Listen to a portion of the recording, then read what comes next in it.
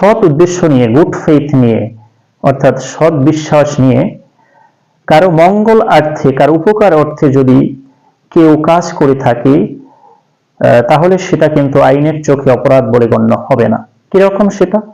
দেখা যায় একজন এমবিবিএস ডক্টরের কাছে আপনি একজন মুমূর্ষু রোগীকে নিয়ে গেছেন, সেটা তার এই যে উপকারটা করবে বা এই যে তার মঙ্গলার্থে সদ্বিশ্বাসে কাজ করবে, সেটা তার সম্মতি সহকারে হতে পারে। সাধারণত এরকম যদি অবস্থা হয়ে যায় যে একজন ব্যক্তি গুরুতর অসুস্থ আছে, তাকে কেউ মেরেছে বা তাকে কেউ কুপিয়েছে, তো সেক্ষেত্রে যখন তাকে মেরেছে তাকে তো অবশ্যই হসপিটালে নেওয়া হবে এবং ডক্টর চিকিৎসা করবে। এরকম গুরুতর তাকে কুপিয়েছে, এখন তার অপারেশন দরকার হবে। সেক্ষেত্রে ডক্টর সাহেব কি করলেন? তার সম্মতি নিয়ে অথবা তার আত্মীয় স্বজনের কারোর সম্মতি নিয়ে তার মঙ্গলার্থে সৎ বিশ্বাসে, কোনো খারাপ কোনো উদ্দেশ্যে